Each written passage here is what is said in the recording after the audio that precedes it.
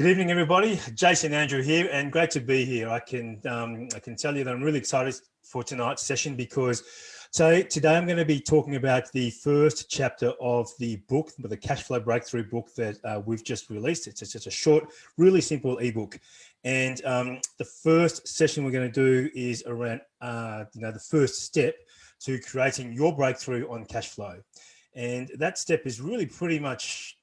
It's surprisingly simple, but it's identifying the scope of the problem. And what I mean by that is it's actually in understanding what is your cash flow issue and where does it stem from. And there's a lot of different reasons why you may have a cash flow issue, but really it's just understanding what it actually is, the core of it, what's causing it. And once you do that, then you can have the tools to be able to move forward and take the right action. Now you might be thinking, well, yeah, that sounds pretty straightforward, understanding what they are, mate. I've got a lot of expenses, that's pretty much it. But it's not really as simple as that because of a lot of things that happen in life that come in and help you, and can cause stress. Now, not everybody is lacking, is living payday to payday because they lack funds.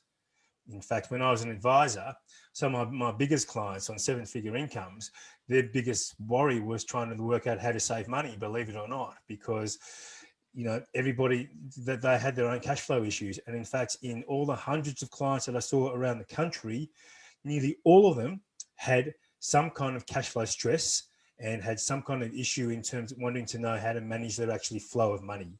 And when I was, and I can do that, I can tell you that myself personally, great in financial advising and helping other people's finances. But when I used to get home and used to not have the time to focus on my own finances. So then I started feeling like I was kind of, what's going on here, man? I'm an advisor, and then we weren't managing our personal cash flow because I was so busy managing everybody else's.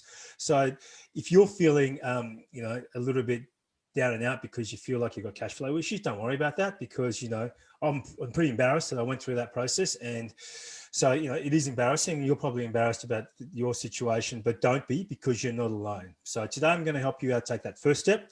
And I'm putting this out there for free so everybody can hear it, okay? So now, there's only really two ways that you can actually increase your cash flow. And I'm going to do something here. I'm going to try and get on and share a screen here on a whiteboard and show you the two ways, okay? So so bear with me while I do this. Oh, sorry about that. Let me just get this out. Now, you're going to have to, I'm using my mouse here, so we'll see how we go. It's a Zoom whiteboard. Now, there's really two ways that you can you can increase your cash flow. And one is to obviously focus on spending less, and the other one is to spend more. Is to increase income. So you either earn more or you spend less. They're the only two ways that you can focus on increasing your cash flow. And it really depends on what you want to do in life and where your values are and what's important to you, and on where you focus. So don't think that there is a one size fits all to this issue. Everybody is unique in how they tackle this. So you got to find a solution that's right for you. So that's the first step.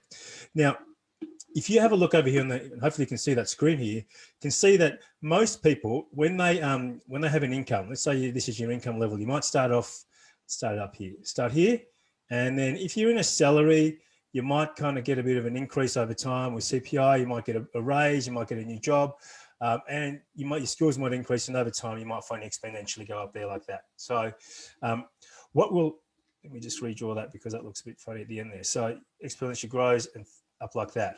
So if this is your salary that you're earning, let's call that income, then when you first start out, you might get an income that covers your expenses. So your expenses might be down here, for example, and you might just say, okay, I'm living okay, I'm saving, isn't life great? Then you might buy a car, you might have saved up for a home, you might have a kid, you might have another one. Things happen, friend needs some money, some family member needs some money, expenses go up, and all of a sudden you cross this threshold. And then you find yourself where expenses are going way up higher than your income is going, because a lot of you might be getting a CPI increase on your salary, but your expenses are actually going up by more than CPI. So what you find yourself is in a position here where you are, just make this a nicer E. So what you find yourself is you've got this position here, we've got this massive gap in here between your income and your expenses. And then you find that at the end of every month, you're pedaling backwards because you're not able to save. You just keep going up and up and up and up. So that's a pretty common issue, and you find that in this situation, your credit cards keep going up. I know what that's like. It's just life, and it happens to everybody that I know. So the key is to be able to obviously pay this down. Now, there's two ways to do it, to focus on this. One is to just focus on decreasing this expense line so you can get that underneath this. So how do you get this line here to come down here? What do you need to cut that out so your expenses, so your line is actually, your new line starts here, and then you got this new gap here, and you got more income than expenses. So that's a traditional way of looking at how do you manage your expenses. The other way is, and it's what my wife and I do, is focus on earning more. And that's why we have businesses. And if you have a business, then your income level you might start out in a salaried role. You might think, okay, well, I need to get a business, and then you go and start out a business. You might work, it might not, but sometimes it takes a few goes. So what you end up doing eventually, when you stick at it, you have a business where your income starts going up and up and up like this, and then before you know it, you've got more income here in your business than you have expenses.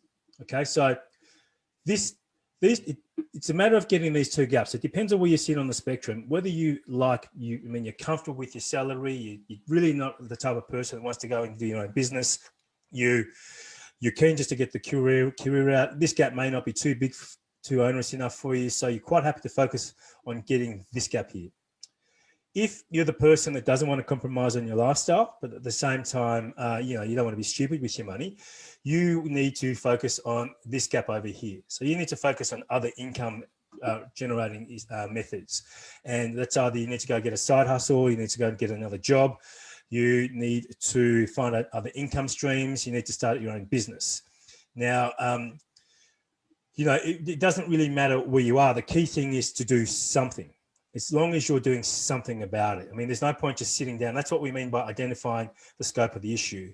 If you're just sitting there and ignoring the issue, then that's part of the problem. So the key is just to take some action in some kind of way. And in this book that we are releasing, we're going to be focusing a lot around here because that's traditionally where a lot of the market is. However, I do have another business where I'm in partner with a friend of mine who used to own an executive search company, an international one that was very, very successful. And her and I have gone into business to start we've got a program there where we can help people show them how to get a cash flow boost and increase their business so they can, if they want to start a business, we can help them do that.